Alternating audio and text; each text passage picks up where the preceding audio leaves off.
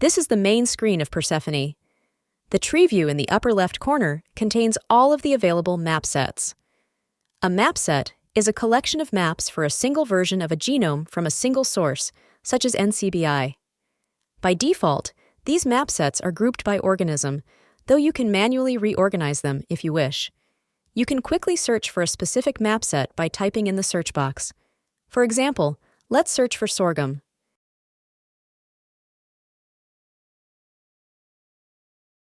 Click this X button to clear the search and return to the full view.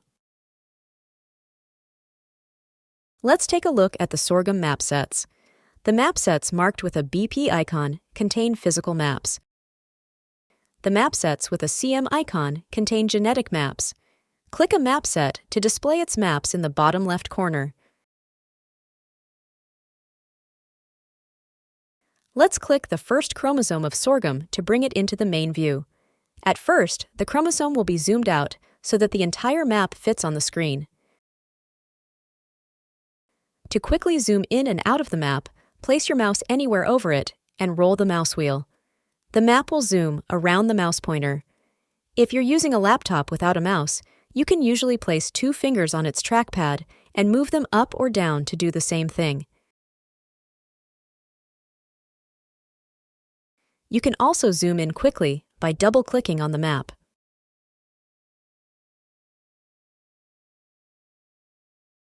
To zoom into a specific region, hold down the Shift key, hold the left mouse button, and drag the mouse over the map. As you move the mouse, the blue rectangle indicates the zoom region. Release the mouse button to zoom into it. You can also click the Go To button, then enter the exact coordinates for the zoom region. For example, let's zoom into a region from 1 million to 10 million BP. As you can see, the map will zoom automatically as you type.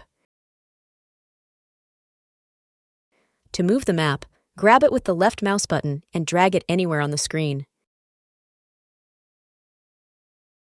To quickly return to the default view, click this Auto Arrange button on the main toolbar. Let's add another map to the view.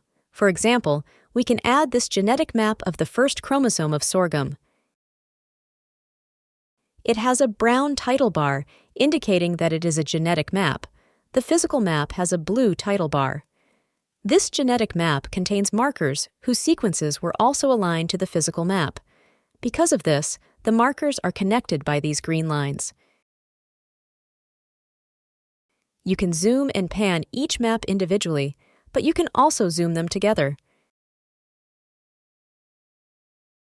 Just place the mouse anywhere on the gray surface between the maps, and then roll the mouse wheel or drag the mouse as usual. Genetic maps are usually displayed vertically in publications, so let's do that as well. Right-click anywhere on the gray space around the maps and select this option from the pop-up menu, and the maps will be rotated. You can also rotate each map individually by right-clicking it and selecting this option from its context menu.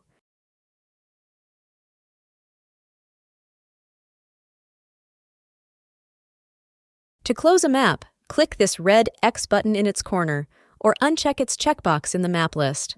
Let's add another map to the view, this one from the first chromosome of corn. This map also has an annotation track, and we have pre-calculated orthologs between these annotations and the annotations on sorghum, which show up as these colored lines. However, the corn map is inverted, relative to the sorghum one, which makes the ortholog connectors hard to see. Let's improve the view by flipping the corn map. We can right-click it, then select the Invert Map option from the pop-up menu. Now, the orthologs are easier to see. The arrow in the upper right corner of the map always indicates its orientation, green for direct and red for inverted. Finally, to clear all maps, click and hold the mouse over the Clear View button on the toolbar.